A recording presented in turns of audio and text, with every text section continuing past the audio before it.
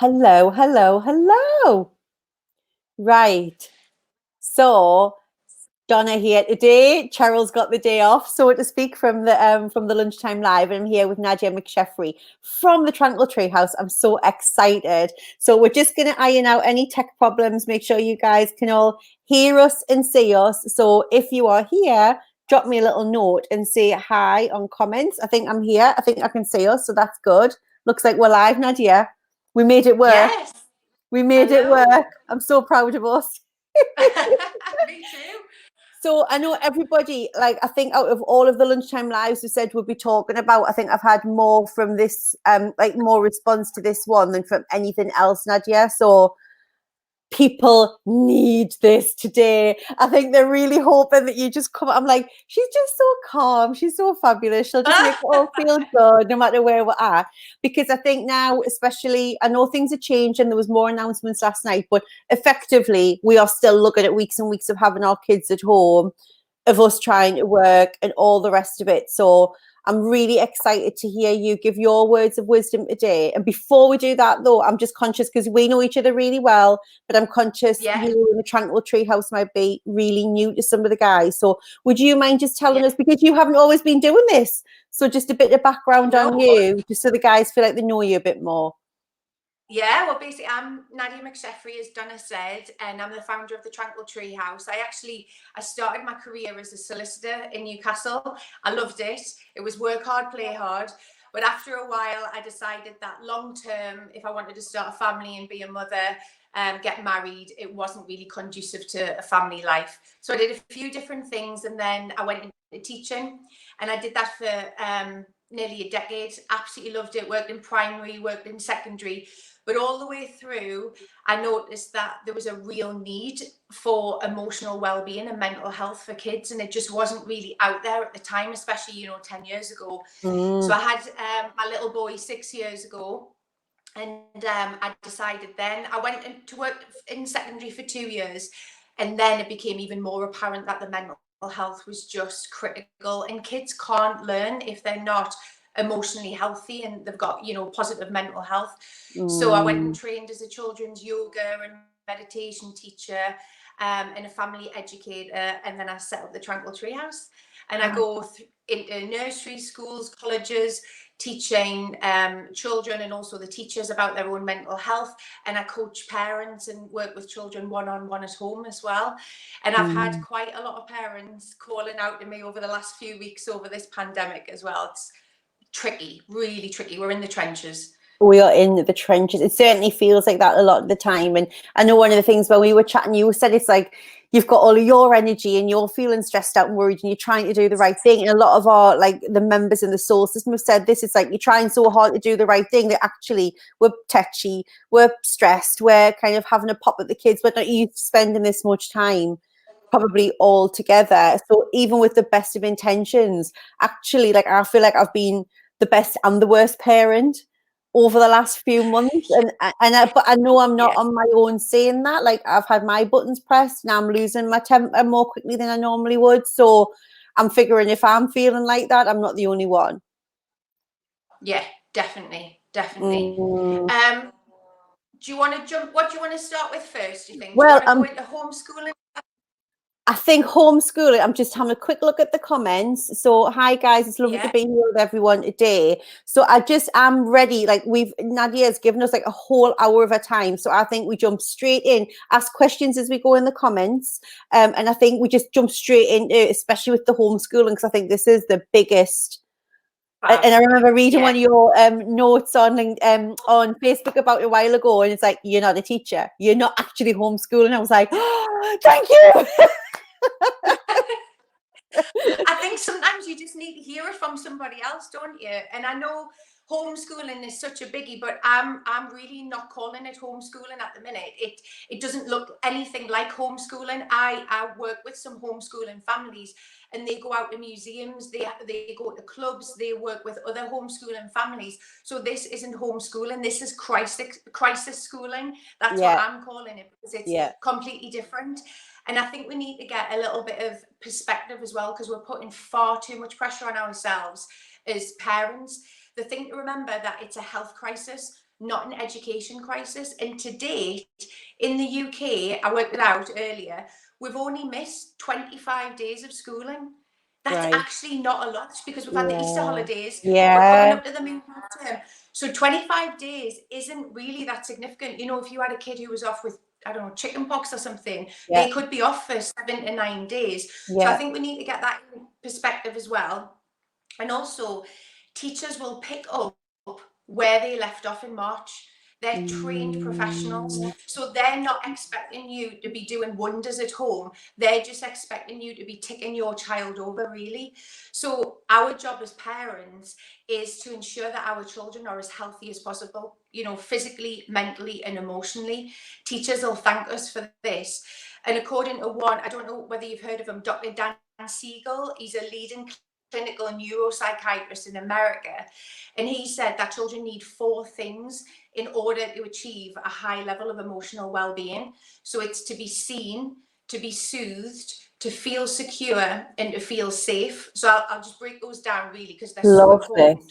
So seen, yeah, being seen means really understanding your child and understanding them on a deep level and empathetically, really knowing their true self and honoring them, not trying to fit them into our idealistic box that we may have of our child, especially during this pandemic. You know, we're expecting them to keep their bedroom clean and do 3 hours of schoolwork every day and do that. This is idealistic, we're delusional, really. It's not how it's That's so true. But that blows my mind, though, a aha moment for me, because that's what we do. And then the reason, if Caleb doesn't do that, I'm like, you've left your socks out and you've done this, and like you've only done 2.5 hours of school. And I'm like, that makes me a bad mom. So then I'm internalizing it and thinking it's about me. And really almost it's like, yeah, forgetting that he's on the end of that, right? Of course, yeah. And as much as we think we can't control our children. We can guide them, we can support them, we can coach them, but we definitely can't control them. They're their own unique being. And I think we need to take a step back from that. And when we become a little bit worried about change and panic because we can't control externally, we try to control our internal environment, which includes our children as well sometimes. So the other one was safe. So basically with our actions, our words, our behavior, we've got to try and avoid frightening our children, harming them in any way. So that's keeping them safe. The other one is soothed. So I'll talk about this with the energy, but it's basically helping them deal with their difficult emotions through challenging situations, helping them co-regulate. So then at a later stage, they can self-regulate. That's it. That's a key difference, because we talk about, even with babies, like self-soothing, they can't. Okay, it's our job to help co-soothe them, co-regulate first before they self-regulate. Does that make sense? Yeah. And then the last S is secure. So that's helping them develop like an internalized sense of well-being, you know, developing their self-esteem, helping them know that they're worthy and that they're whole. You know, they're not incomplete. We're not waiting them to be complete adults. They're complete and perfect as they are now. So if we can see them, soothe them, keep them safe and keep them secure, we've done our job, really. But I know that people will be panicking about actual schoolwork as well. So that's my kind of holistic way of looking at it. You know, take the pressure off, look after your child's mental well-being, physical well-being. But in practical terms, I suppose parents want to know what they should be doing. Yeah, especially when a lot of the mums, like, especially I think after yesterday, where it's a bit like, you know, some people are having to work. Some people this week might be physically going back to work, and you left them with maybe one parent in the house feeling guilty because they're trying to work.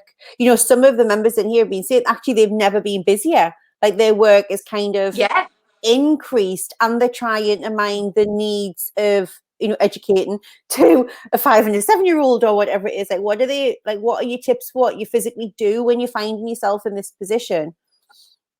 Okay, so I would say if you've got under 7-year-olds, so 7 and under, play. I'm a massive advocate of child-led independent play. And if you think about a lot of the Scandinavian countries, they don't even start school until they're 7 years old. Yeah. So if you've got an under seven, like a 7 and under, don't sweat it. Honestly, let them play, get the Lego out, get the blocks out, get the dolls out. If you've got any costumes and they can do role play, honestly, play. They learn so much through play. If you've got between like an 8 and 11-year-old, then they can manage some kind of formal schooling, but I would still make time for play and prioritize it as well, incorporate and prioritize it. For adolescents, so if we're looking between like 12 to 16-year-olds, or if they're doing their A-levels 18 years old, they're going to have a stricter timetable to follow. But I would honestly say trust them, you know, be open and honest with your teenagers and find out what they need to be doing and whether it's actually achievable with their current mental health state, because teenagers are really struggling not having that connection, because the adolescent brain goes through massive changes at 12 all the way up to 24, and their friends become their lifeline. You know, parents are just put on the back burner, they're not bothered about their parents. But so teenagers are really struggling. So I would think, as a parent of a teenager, think about what can your child manage with their mental health. If they do the work and it's a good standard, excellent. If they do the bare minimum, that's fine, okay? If they're not doing it, then they're old enough to deal with the consequences when they get back to school. You know, this is a good lesson for them to learn. So for all ages, I would trust your gut, trust your child, trust yourself. And if the schoolwork is turning into a battlefield, then be your child's advocate. So can I just share a little personal one? Please, yeah. So my little boy's 6 and he loves school. He loves his reading book. You know, he gets his reading book, he reads it in the car on the way home. He gets cracking on his work straight away. And before the Easter holidays, we just had a pack of work, couple of worksheets, reading book, great. So we went through that. After the Easter holidays, it became much more formal, and we had to go on the computer and we had to log on maths, English, and do that. Now, apart from a little bit of TV, he's screen free. So he doesn't have an iPad, he doesn't have a tablet, he doesn't have Xbox.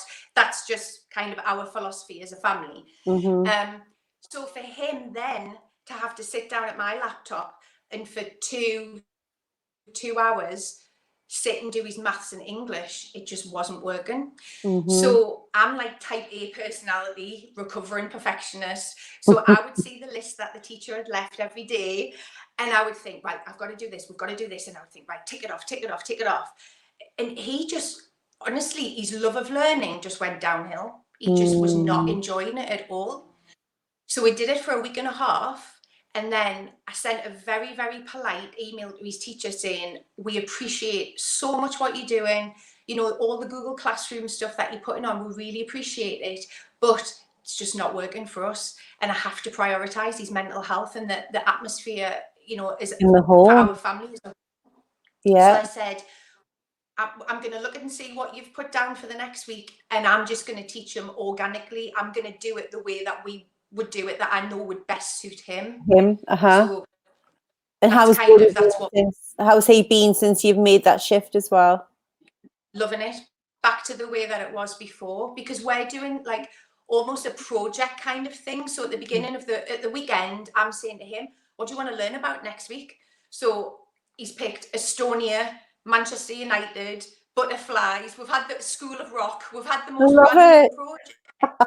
Yeah, but every week, and he's been loving it because it's what he wants to do. And he's a kinesthetic learner. He has to be doing things practically. He can't be sitting at a laptop for 2 hours. It's just not the way he works. And I think a lot of boys are like that in general, aren't they? They don't like to just sit and write or like Caleb. I can feel Caleb's energy drop as soon as I sit. If he's been sat for more than half an hour and he's got to do a lot of writing, I've learned like that just doesn't suit him. So that's amazing that you say even you are like looking and going, well, wait a minute, I might have a task list here, but reading your son and reading Brody and going like, what's working for him? And like, it's just not working for us and that energy.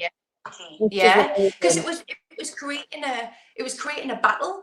And you know, in this current climate, we do not need any more battles. We don't need the stress, the added stress. And what he would be learning in those 2 hours, I mean, I know it is easier for me because I'm a former teacher, But as parents, you know your child. Yeah, You know yeah, him.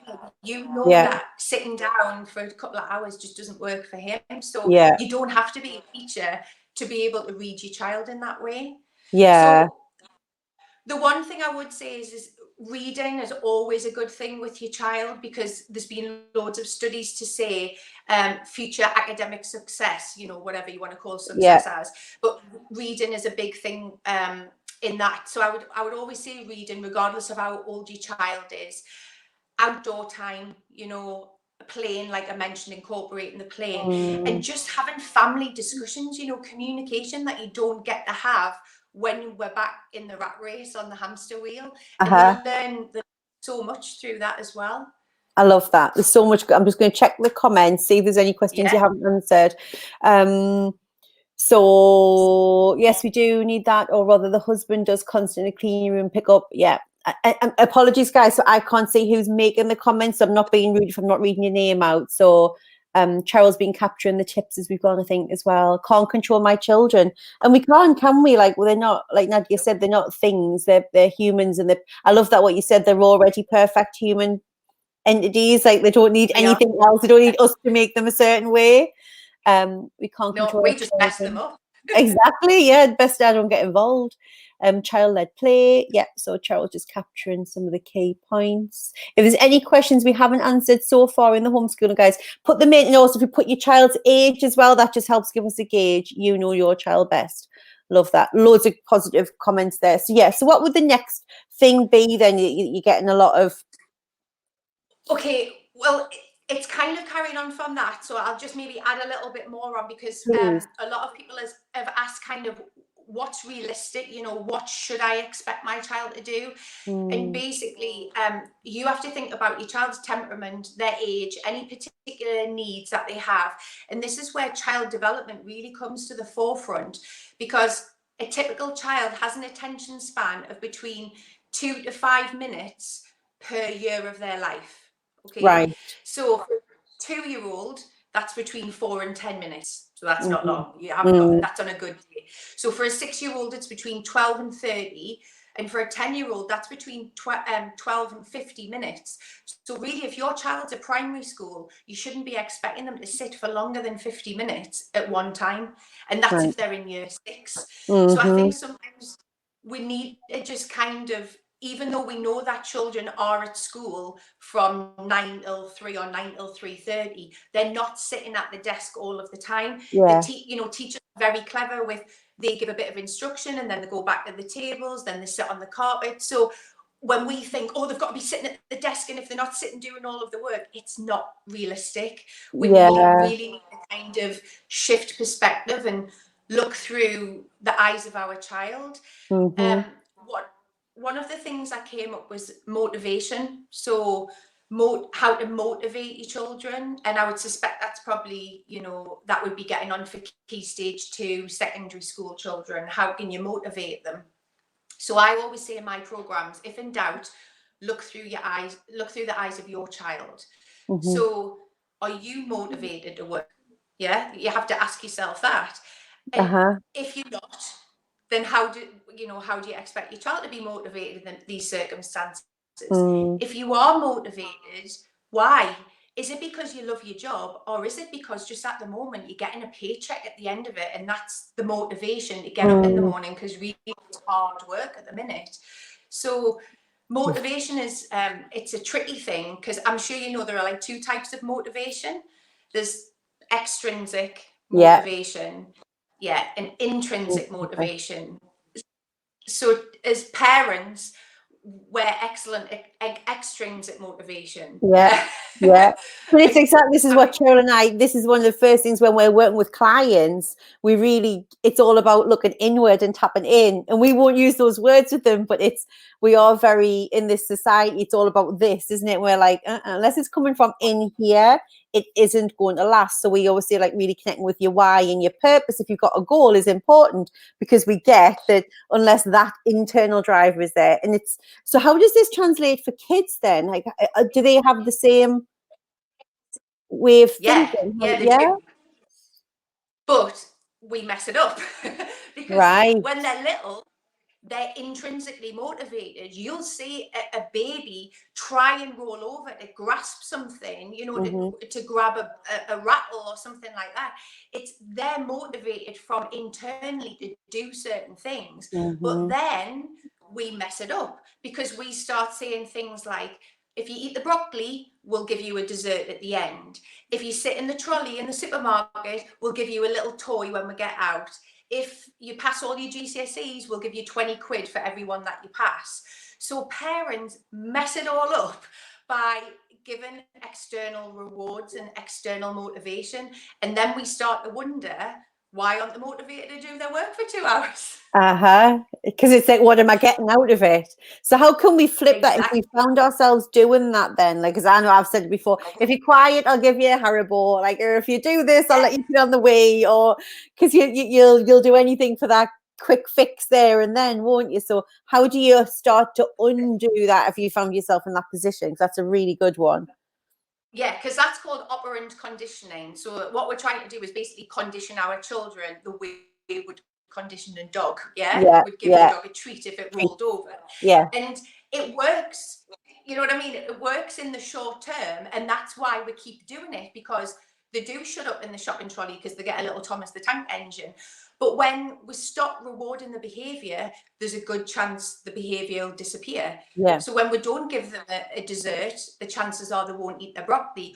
Or like you said, there's a potential danger of them sitting back and going, well, what's in this for me? I'm going to pick up my toy. What's in this for me? So kids aren't doing it for the right reasons. They're doing it because they're going to get something out of it. So what we need to try and do is flip that kind of negative motivation into a positive one. There's another tricky thing with children, because what we perceive as lack of motivation is that they are motivated, but sometimes they're motivated to resist what we want them to do. So they're motivated to do the opposite because we're kind of forcing them to do something. So so it's a bit of a mindset shift, that, because we think they're not motivated to do their homework, but actually they're motivated to resist us. So they will do whatever they can to resist, you know, what we want them to do. So I think there was a question on one of your social pages about getting their teenager to do some of the schoolwork. How do we get them to do it? And that's coming through on some of the comments earlier. Well, it basically, this is one of the things that makes us lose it as parents, because we just force them and say, you need to do it. Why aren't you motivated? But when kids feel powerless, they will try and control whatever they can. So especially with a teenager, if they're feeling powerless because they can't see their friends, they're not doing the after school clubs, they'll control it by staying in bed, ignoring, you know, what their mum wants them to do, and ignoring their homework or their schoolwork. So if we give that resisting behavior power, we're feeding it. If we're giving that negative attention power, we're really feeding it. So in an ideal world, we want our children to be intrinsically motivated. And it seems kind of counterintuitive that we can train them to do that, because like you said, it's got to be internal, but we can create the optimum environment for your children to feel intrinsically motivated. So I would say the first thing is, what does your child love doing? You know, what are they passionate about? What will they get out of bed for? And so if it is something like football or dinosaurs or ballet or whatever it is, maybe think about sending an email to the teacher just saying, look, I'm really struggling with their motivation levels. We'll do what we can, but they actually want to do a project on Messi, or they want to do a project on, you know, ballerinas or whatever it is. And so they're doing something that they want to do. And usually when children are passionate about it, they'll create this, you know, like the most amazing stuff because they want to do it. I would also think about how does your child learn best? We talked about, you know, boys, they like to be active, they like to be doing things. So one of the topics that Bodhi's teacher had sent them was doing fractions, and it was watching a video about fractions and then filling in a worksheet. What I did was I got some fruit out and we started cutting the fruit up into fractions, and we did it that way because I know that he prefers to learn like that. Yeah. I would also, sorry, I could talk for hours about this. Keep Just going. jump in if I'm just Amazing. This is amazing. Love it. I would also say give your children some choice so that they have some control over it. So if it is teenagers and they do want to do a bit of work, but you know that intrinsic motivation is difficult, I would say to them, give them the choice of when they want to do it. If they're night owls, they might want to start their work at 8 o'clock at night and work until Just midnight. go with And it. obviously go with it. If that's in normal circumstances, it's not what I would advise and it's not what they would want.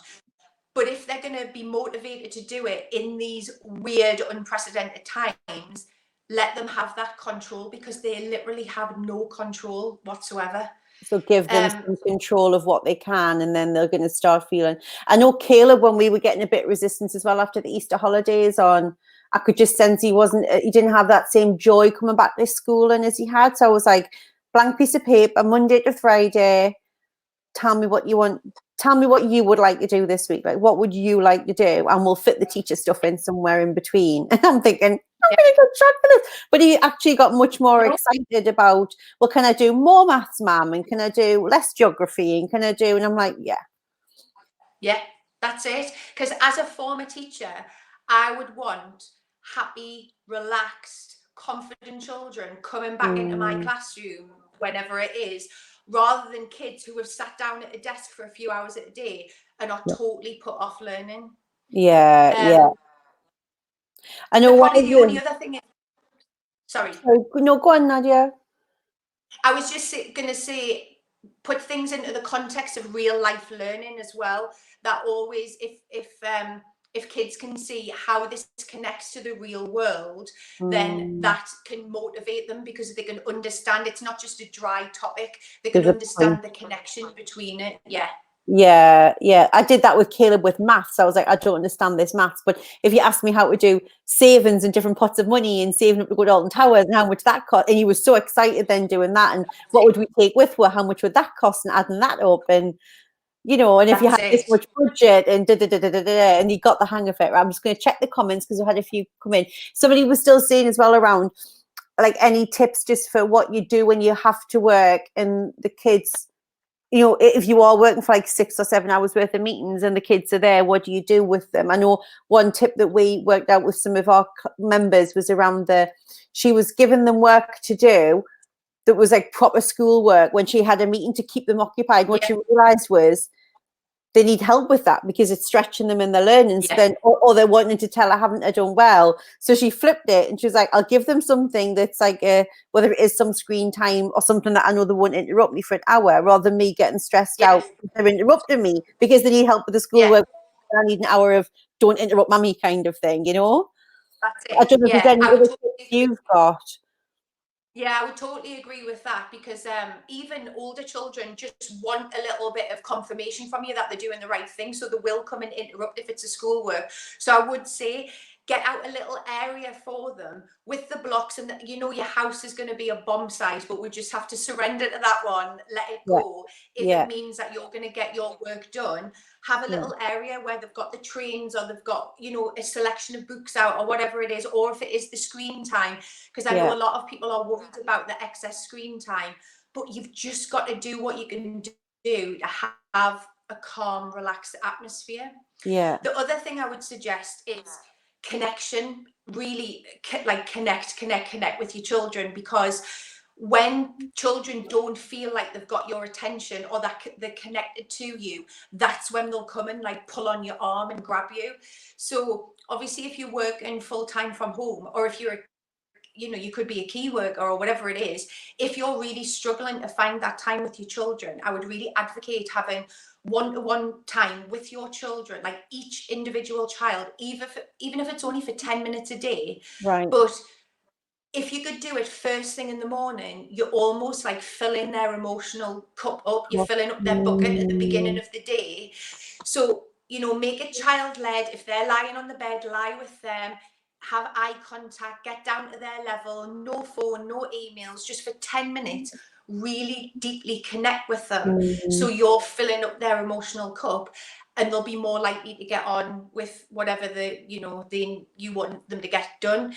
If you've got toddlers, it's near enough impossible. And this is when, if you have got a boss, you may have to have an awkward conversation with them and say, look, realistically, this is how much I can get done at home. Yeah. If you're self-employed, it might mean work until daft o'clock in the middle of the night. But Yeah. if you've got toddlers or babies, I'm not going to sit here and say it's easy, because it's one of the hardest things to do. Oh, it was so, our virtual assistant, Laura, she's got a little girl, and should we get the photos of the Ben sat on her lap while she's doing it? And then something went wrong. She was like, I'm like, don't you blame that Ben.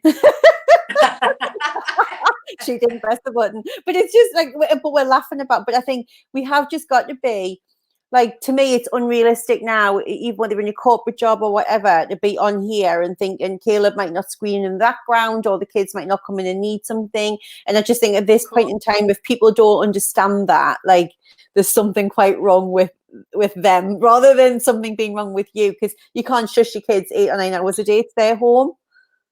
I know. Yeah. If people want, your services, or if people want, if your boss wants you to work or whatever it is, they're going to have to make allowances, because we're in a circumstance that we've never been in before. So I would definitely say connection with them. And it's really important to connect with them at the end of the day. So at the end of their day as well. Yeah. So if you can, do bedtime, do bath time with them, repair any ruptures that have happened in your relationship. If you've screamed at your child because you were in the middle of a meeting and you've told them to, like, get out of the room, apologize, reconnect with them, so they can go to bed feeling happy and confident, ready for the next day. If you're so busy that you haven't got that 10 minutes with them before they go to sleep, you're going to have a hell of a day the next day. So it's kind of making those, if it is only bookends of the small day. amounts of time. Exactly, yeah. I would say that that's probably key for connection with them. And that's as well. good to know that 10 minutes of connection, though, can drive a healthier day. Because I think we think if we haven't got like hours worth of time, it's almost like all or nothing, isn't it? I haven't got hours and hours to give it, and then we beat ourselves up. But then actually, we're not in good energy when we are around them. So that's it. Just checking on the notes. Sorry, while you chat that was so. Yep. Tina's just saying that her daughter, I can see your name, Tina, which is strange, that her daughter did a beautiful piece of work this morning because she has to do it in bed, and she did a lovely piece of work, which is nice, isn't it? Go. You don't need to let it go. We don't have to control it. What about a 10-year-old, a teenager, year 10, sorry, not 10-year-old, year 10 specifically? Is it better for them to do what they can and worry about next year from September? I think that's a yes. Yeah, basically. Well, because teachers, they don't know what is happening in all households. So some kids may be getting loads of support and loads of academic input, and then there could be those vulnerable children who are getting zero, and their mental health and physical health is suffering. So teachers know, come September or whenever it is, they have to start from scratch. They have to start with a level playing field. Yeah. So if your year 10 is doing the bare minimum because that's just all he can muster, fair enough. So they're not going to be able to go in and just pick up with the curriculum that they would have had planned. They're going to have to really cover some of the key aspects from this last term and a bit that will have been missed.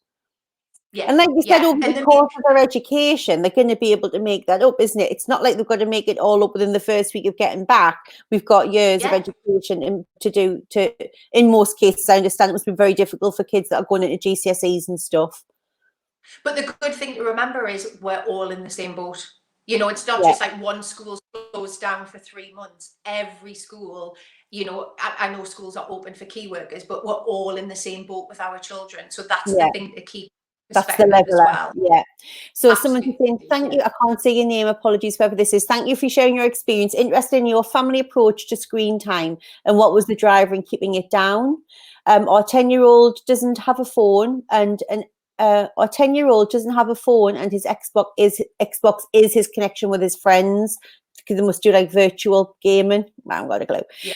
What other ways outside of technology can they find that can they keep friendships and relationships going during lockdown? Which is a really good question. And then, have you got anything you want to say on that one, Nadia? Any of the suggestions for Yeah. relationships going? Because I think that was one of the things you wanted to. Yeah, I mean, my personal philosophy with the screens was I've just done so much research on screen time with children that it's my personal opinion, and this is no judgment at all for how anybody else works, but my personal opinion is that it's not beneficial.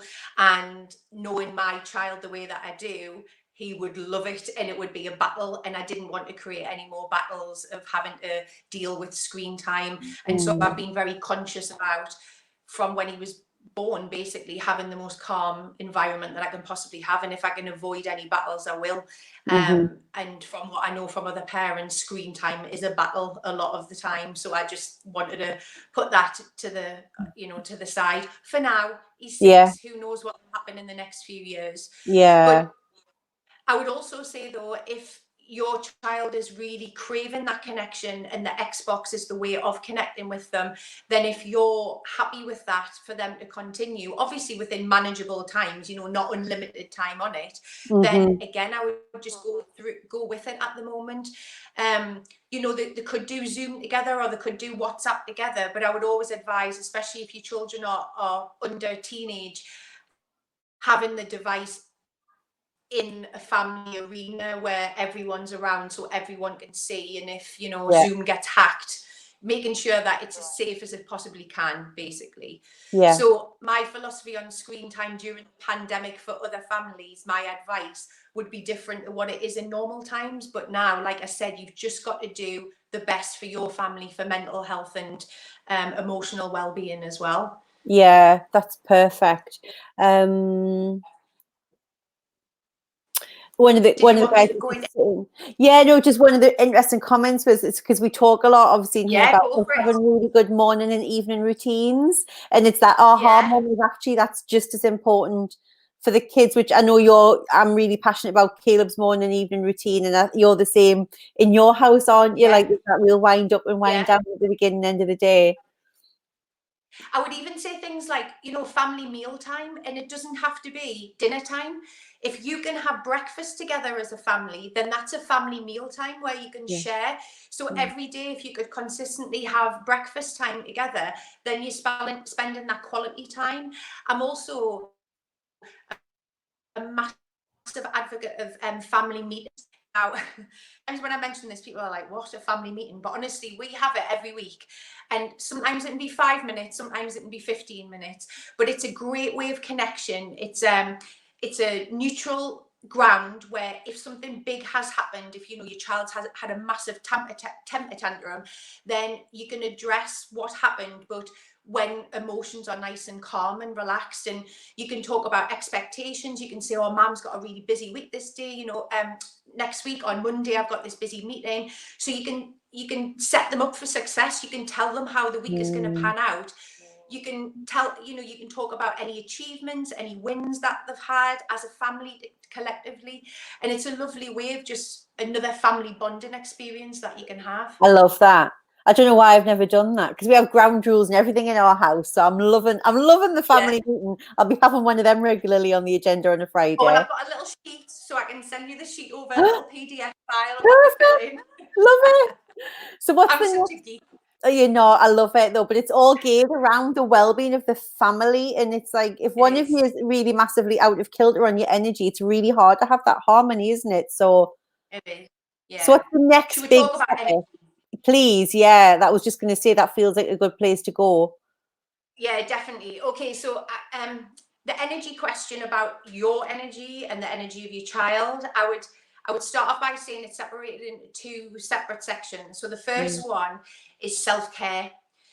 You cannot, look after yourself well. You cannot look after the needs of your child if you are not looking after yourself properly. So that does include, I call them self-care distractions. So the glass of wine, the bubble bath, the going out for a walk by yourself, the podcast, sitting in the car crying, whatever you need to do, I call those self-care distractions. And we all need them, just like we need that release in our day to get through the day. But for true self-care to really benefit the relationship that you have with your child, you have to do the daily work of being conscious and intentional with your child. And maybe you need to reach out and get a bit of help. It could be trying some new parenting strategies. It could be changing your mindset. It could be starting the journey of healing your inner child. Whatever it is, just to make the true lasting self-care really deep. And I'm sure you know, and with a lot of your clients, it can be a slow, painful process, but it's so worthwhile, because when you're really looking after yourself, you then have the mental capacity and the energy to look after your child, your children that you have. 100%. And it's one of the things that I think we know at a logical level, or we hear it, but then we give ourselves all of this crap and bullshit about how busy we are, and and we feel guilty if we're sitting down, and we feel, do you know what I mean? And it's like, I think until you really practice this, like you said, at an intentional conscious level, and see the benefits that comes from that, of just taking that breath and of taking that moment and of just getting yourself grounded before you fly off the handle, and just remind yourself of the bigger picture stuff. It's hard to really understand the benefit that comes from that mindset shift to think in a different way. So I'm so pleased you brought that up on this one, because it's so important, isn't it? We've got to feel good to do good. So absolutely, yeah. And so unless we're looking after ourselves, we then can't self-regulate our own emotions and our energy. So that's why I always say on any workshops or parent coaching, anything that I do, self-care is the first starting point, because then when you're feeling like you've got the energy, then you can regulate. We're in the middle of a crisis at the minute, and some people are dealing with things really well, but a lot of people aren't. And even if you are dealing with things well, I bet the challenging moments come when you're with your children, because they are our greatest teacher, and they hold the mirror up to us, and they show us all of our flaws, all of our weaknesses, and there's nobody who can push our buttons like our own child. I love that. It's true. They hold the mirror up like, to us. Yeah, no, I love that. I've never thought of it in that way. So it's really, really, that I get goosebumps when you said that. So I just did as well. But they do, don't they? Like you said, there's no relationship in your life that makes you feel as good or as bad as the one that you have with your Ben. It's so true. It's like that sacred relationship that you can't replicate anywhere else, and that's why it's so powerful. And that's why we get this intense guilt, we get this rage where we've never had rage like it before, but it kind of, you think, where is this coming from? And it's just like, my child's 4 or whatever, where is it coming from? And it's because when they're testing us, it's showing us to be patient. When they're anxious, it's showing us to be, we have to be strong for them. So they really show us all our flaws and everything. And I think as mothers as well, we take on that mental load. We're the CEO of the household, and we may have amazing partners who do their bit, but we have to be like the knower of all things. We need to know, how to get a wasp net out of the garden. We need to know how, even if it's just making a phone call, we need to know where the butter is in the fridge and all of that stuff. So we're taking on that mental load as mothers, which then also has an impact on whether we can regulate ourselves as well, because it's exhausting, isn't it? It is. So a lot of the time when parents come to me, they'll say, my child's got anxiety or anger problems, or they're uncontrollable. Can you fix them? But when we start unpicking it and diving deeper into it, it really hasn't got anything to do with the child. It's the parent. It's the way that the parent reacts to the child, or it's the way that the environment that the parent has created. So, I mean, there are obviously those circumstances where children have issues, but a lot of the time, it starts with us as parents, and we have to know how to control ourselves, how to self-regulate, because we can't control anybody else, like we talked about at the beginning. And I think some people will be quite scared hearing that as well, like, well, I've controlled it, I've created this behavior. But it's like with anything, for me, that's empowering, because it means that we can do something about that. And it's amazing how as soon as you just shift your consciousness, shift your energy, shift what you're giving off, how everything else around you responds differently to you quite quickly, including your kids. Yeah, that's it. And a lot of, I do get resistance from parents, because they're saying, no, but it's my child who's angry. And I'm like, yeah, well, tell me how you react when your child's angry. And then when we start unpicking it, they're like, oh, crap, yes. There's that mirror. I didn't want the mirror. Yeah, that's it. But like Yeah. you said, it's empowering because you can't control your child, but you can control yourself. So if you are having issues, the first step is to look at, oh, well, how do I react when my child's anxious? How do I react when they're having a tantrum? And you know that if you're feeling like you're overwhelmed with your emotions or you can't regulate, you don't make good decisions. You don't make the right choices. You're very reactionary when you're ruled by your emotions. So we need to think that when our energy levels are getting out of control, when our emotions are, when we're overwhelmed by them, we need to take the heat out of it. We need to reduce our emotional temperature and lower our activation and take a step back from it as well, because when we're triggered, we're in the emotional part of our brain, the limbic area of our brain, and that's our autopilot, our fight or flight response, and so we just react. So if our child does something like doesn't tidy their room or something, we go into that reaction. We're thinking with the emotional part of our brain rather than the neocortex, the thinking part of our brain as well. So we just need to take that moment. Yeah, please. Like, how do we do that, I guess, is the question. Well, obviously in an ideal situation, you would start to notice that negative shift inside you. So you would notice maybe your hands getting really tense or your jaw getting tense, or that negative commentary in your head, like, I'm going to lose it. If they say my name, if they say mom one more time, I'm going to lose it. So if you start to notice, because you hear mom 75,000 times a day. I'm changing my name by default, I've told him. So you start to, if you notice that negative shift, you can kind of bring yourself back from the edge. But if you feel yourself tipping over, my key thing, and I know that you love breath work as well, is just taking like 3 deep breaths from your abdomen. It's the quickest way to calm your body down, calm your mind down, and just give you that little bit of pause, that time for reflection to think, am I going to say something I'm going to regret? Am I adding fuel to the fire by what I'm about to do here?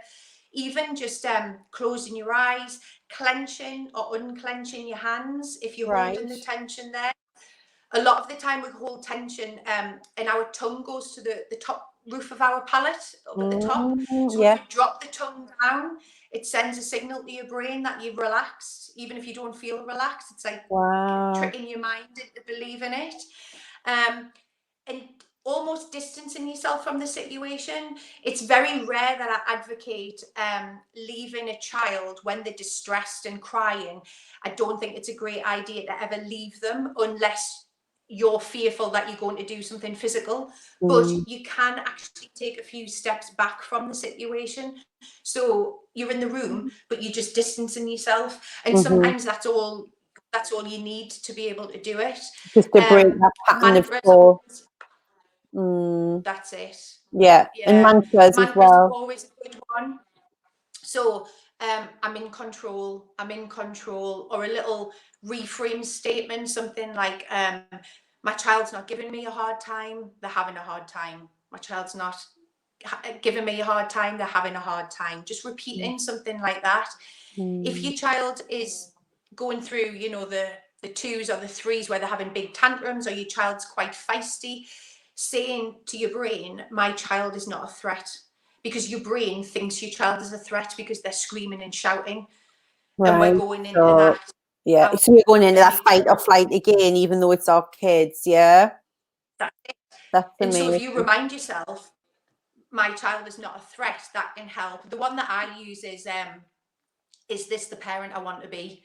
And I imagine like a big spotlight at that moment, like shining down on me. Is this the parent I want to be, who's going to lose it? No, I want to be calm. I want to be compassionate. I want to be empathetic. And usually that stops me in the tracks when I think that. That gave me goosebumps too. Is this the parent I want to be? Yeah. It's such a powerful question, isn't it? Just again, it break that, because you're gaining momentum, aren't you? Your emotions are kind of, and we're weeks and weeks and weeks now in the house, and it won't be about the crumbs on the counter. It'll be about whatever's gone on for the weeks and weeks and weeks and weeks and weeks before that. mixed in with your conditioning and all that stuff, and pop Of out it course. comes. And the thing is the guilt, because that's the other thing, is you hate yourself after you've done it, don't you? Like you That's feel it. like the worst Yeah. person in the world. Yeah. And again, there's nothing like mother guilt. It's just like the heaviest thing to weigh down on us. But I think we kind of have to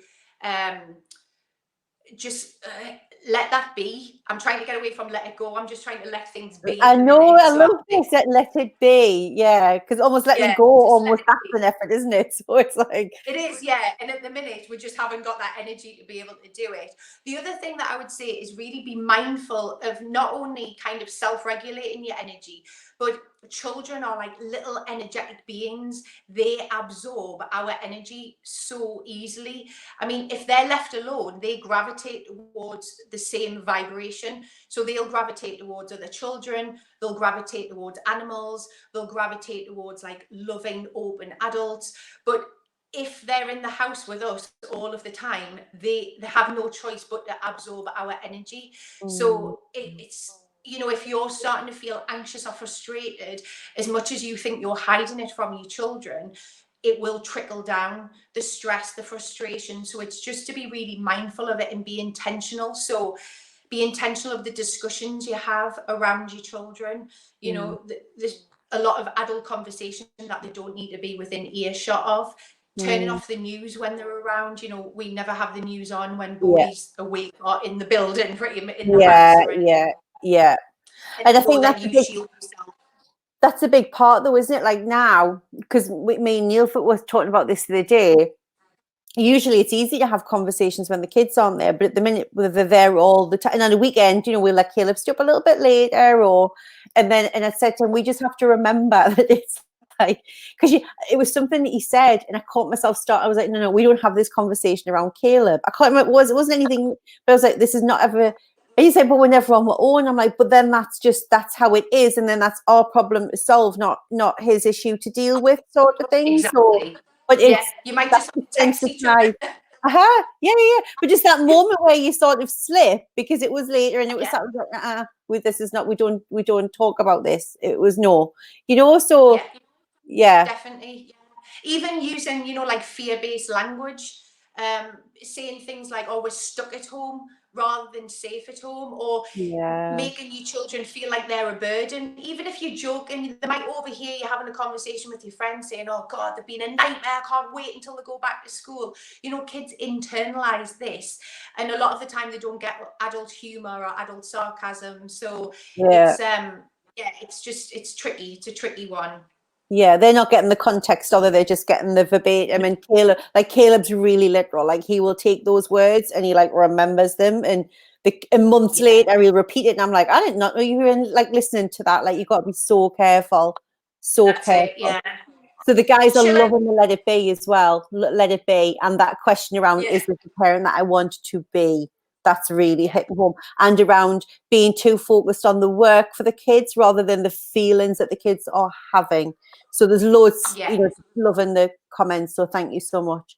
Right, what's the one last big thing then? Do you think? Because I'm conscious of time for you. Yes.